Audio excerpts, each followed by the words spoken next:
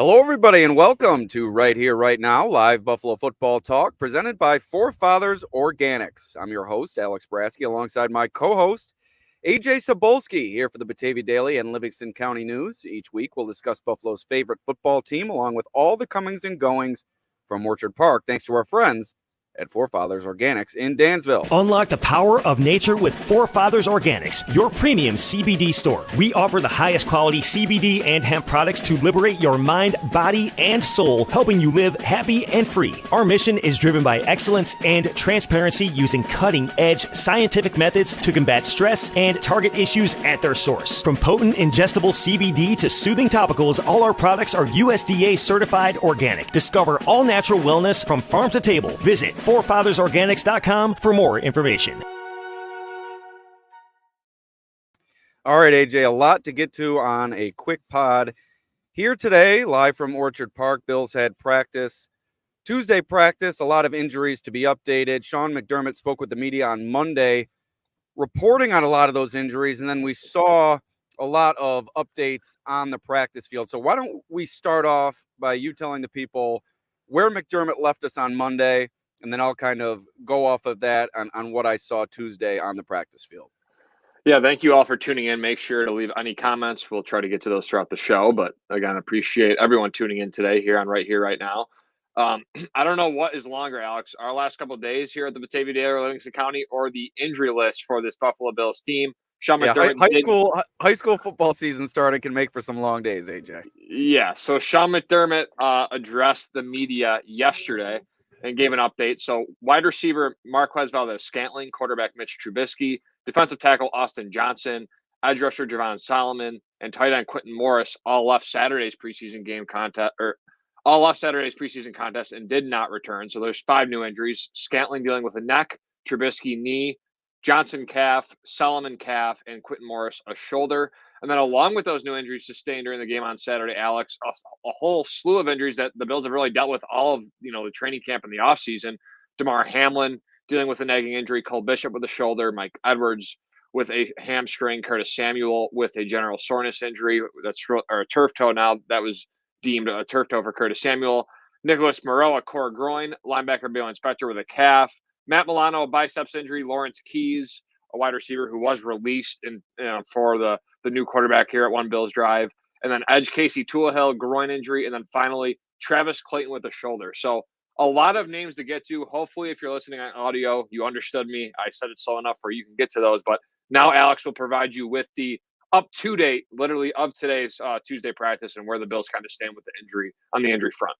Yeah, and according to Coach McDermott on Monday, Trubisky, Valdes-Scantling, and Morris were deemed out multiple weeks, while Samuel, Hamlin, and Spector were each ruled week to week, while he expected Edwards, Bishop, and Moreau to start participating in walkthroughs and individual drills after extended absences for both of them. He also said that defensive tackle Austin Johnson and edge rusher Javon Solomon would be limited throughout the week, and Casey Tuahill was expected to return later this week. Now, we saw Casey Tuahill on the field today, so later this week, that meant today, Tuesday, he was what I thought was limited. I didn't get a great look at him throughout practice. I believe he was limited today.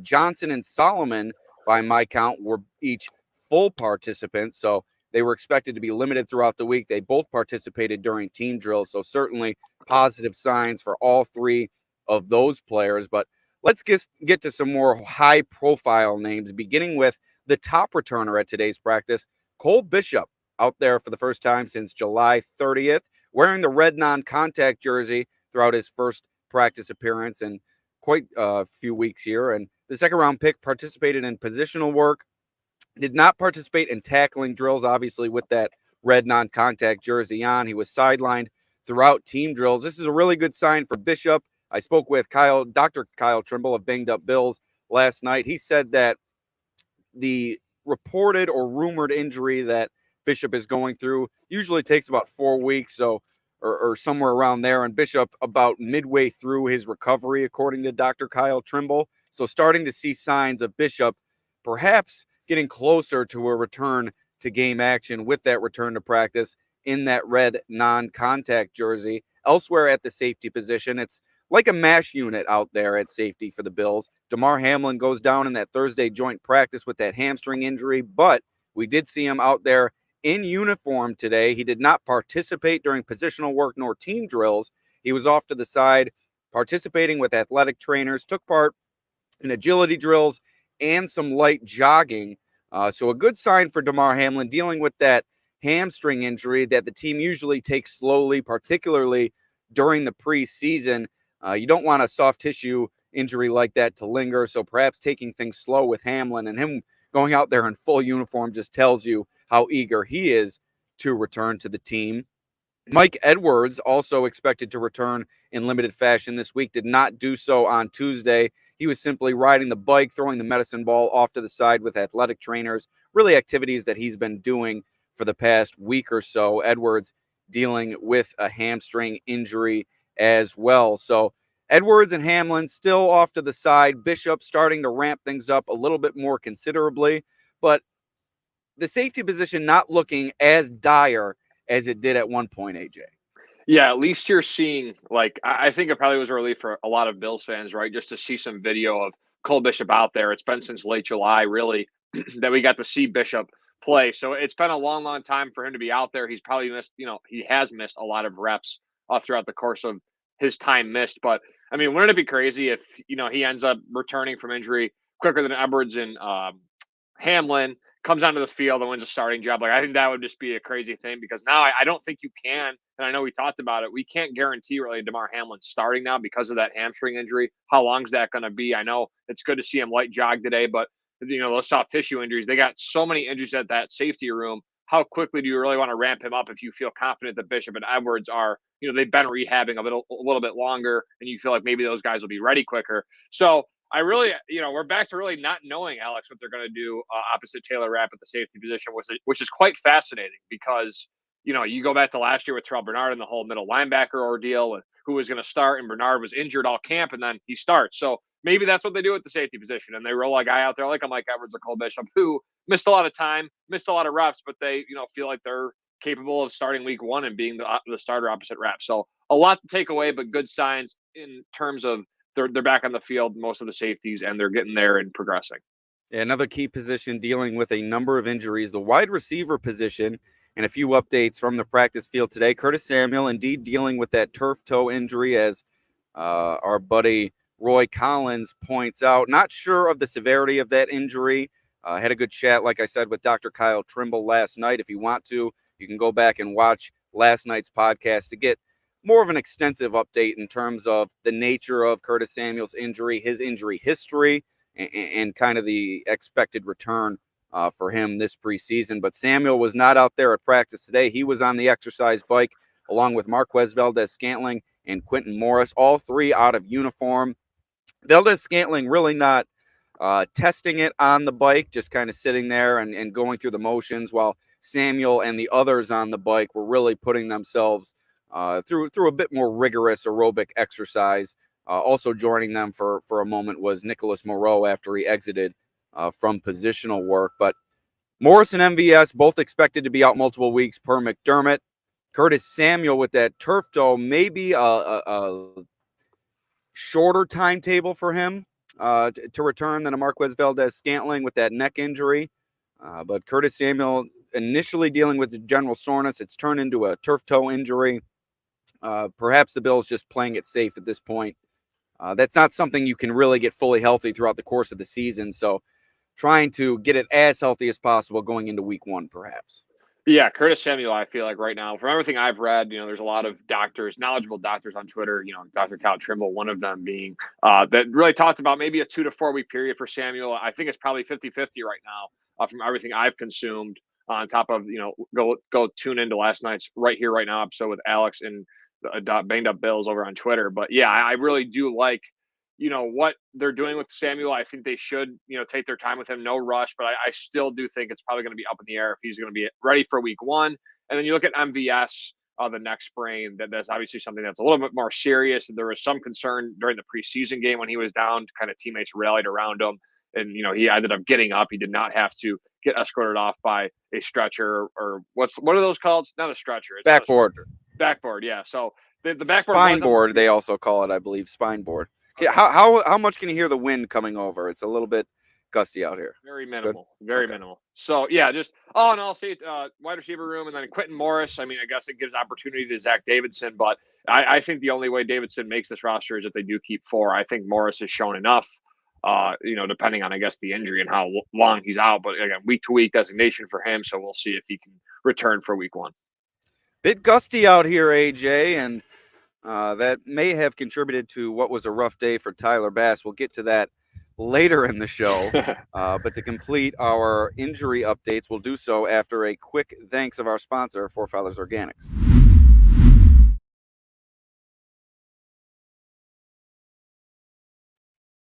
At Forefathers Organics, their mission is to liberate, educate, and innovate with the highest quality CBD and hemp-derived products for your mind, body, and soul so you can live happy and free. Visit them at 87 Franklin Street in Dansville, online at forefathersorganics.com, or call them at 585-335-2223 to learn more about the products they offer.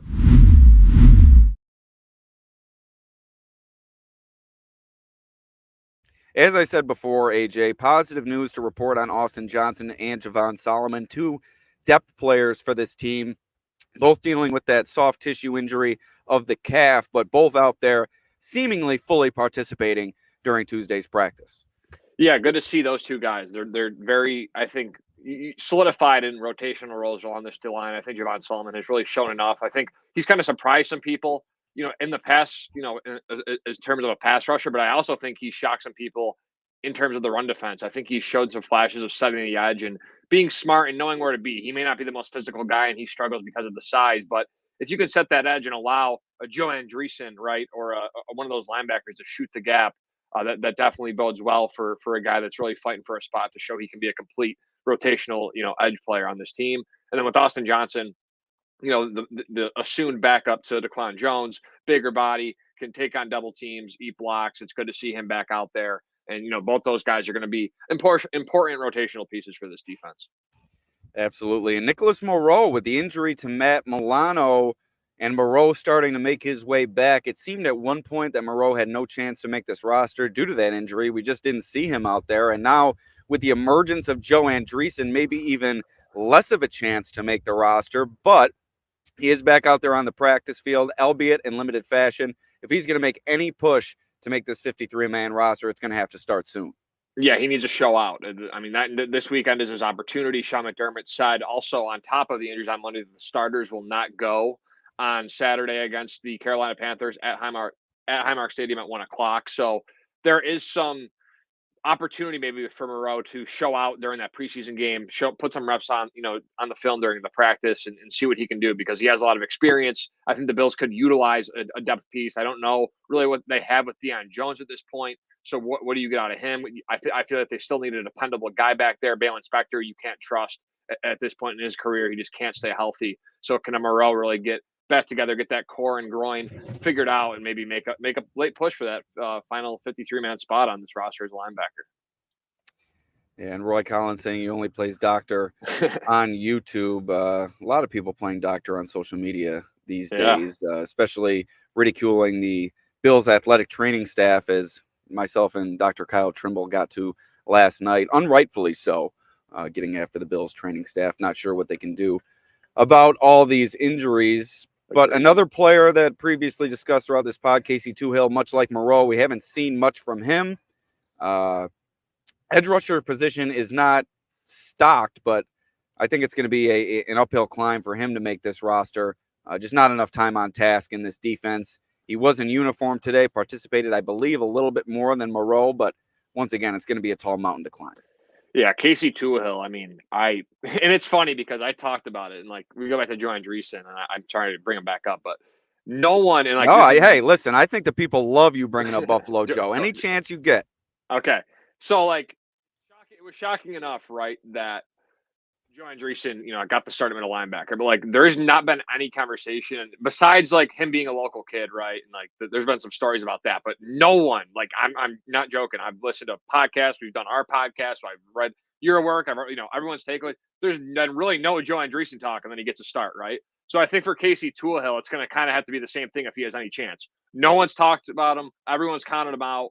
he's going to have to, just kind of erupt in the last game to maybe like, hey, this guy's a veteran. He's coming off a 5-6 sack season in Washington, kind of trying to, revitalize his career. Maybe, Solomon, you feel like maybe you can squeak in an extra D end in that room because Solomon's a bit younger. You probably have to part ways with Kingsley Jonathan. So there are maybe some extreme avenues where Casey Tuhill will make it, but we haven't really talked about him. He hasn't really done much. And like I said, compared to a Joe Andreessen, he's going to have to, come out and shock the world. And we're going to have to start the name of our podcast on Saturday after the game with the Casey Tuhill game, if that's the case. Yeah, I think it's still an uphill climb to see Tuhill or Moreau out there on Saturday. For them not to be full participants and Moreau coming off pretty quickly during positional work, I think it's going to be a long road for him to make it back in time for Saturday. But hey, we'll see. That's going to be each player's last chance to put some good product on tape. So moving on, quarterback Mitch Trubisky on the practice field today. He is dealing with that knee injury. Knee was pretty stiff today. He was just wearing a sleeve on that left leg, but you saw him walking around the practice field, and he was not flexing the knee at all, really limping around kind of peg leg style. So it's going to be a little while for Mitch Trubisky. The Bills signed Anthony Brown early on Tuesday. The new third-string quarterback made his first appearance at Bills practice. He was wearing number 5, which is Kaiir Elam's number, but not to be worried. Kaiir Elam's still on the team during training camp due to increased roster numbers. You can have a number 5 on both sides of the ball. So that's why Brown is wearing number 5. What are your thoughts on Brown and your thoughts on the injury to Trubisky? We talked about it after the game on Saturday. Trubisky's been dreadful through 2 preseason games. Anthony Brown, an inexperienced player that couldn't really latch on a team early in this season. I don't think he was on a roster last year. So what are your thoughts here at the quarterback position? Yeah, so he was a Oregon Ducks phenomenon. He was really good in Oregon. He transferred from Boston College, so he played at a couple good schools back in the day in college. Went undrafted, appeared in 2 games with Baltimore in 2022, went 0-1, and maybe you want to shut your ears for 44.9% completion percentage, 300 yards, 2 interceptions, 0 touchdowns. So definitely did not really look the part, no disrespect. I think with Brown, it's really just a camp body at this point. Put him out there, see what he can do. If they were going to try and replace Trubisky and they don't feel confident with him, I feel like they would have gotten a bigger name, like a Ryan Tannehill, like that's everyone talked about. So I think with Brown, it's just a camp body. I'm interested to see what he can do. Joe Brady said he's not going to put too much on his plate today during the pre-presser and kind of just see how he, whatever plays he wants to do kind of is what he's going to do. And yeah, to John Roberts' point, he is fast. So he's got some speed. Maybe he can show the wheels. 4.35 40. Thank you for that, John Roberts. So that, you're always here being a loyal listener. So we greatly appreciate it. And look at Luis all the way from Brazil. Luis from Brazil. I wonder what time it is down there, but whatever it is, thank you for tuning in. So that's pretty cool. A few more injury, or maybe one more injury update, and not a player who's on that injury report anymore, but spent quite a bit of time sidelined. Edifon Ulofoshio, the rookie linebacker, and once again, with the thinning out at that position, every player becomes increasingly more important. And Ulofoshio has really ramped up his activity in recent practices. He was out there getting some opportunity at middle linebacker today. So good to see Ulofoshio rounding back into form. It looked at one point he may be a candidate for short-term IR, but seems like signs are pointing toward him cracking this 53-man roster come the end of the preseason. Yeah, I'm liking what I've seen from Edifon Ulofoshio. I think with what he showed at the blue and red before he went down, I thought he showed some grit and toughness near the goal line there to kind of mount up, fill the gap, and bring down the backer before he left the field with an injury during that scrimmage. So I like what I've seen from Ulofoshio.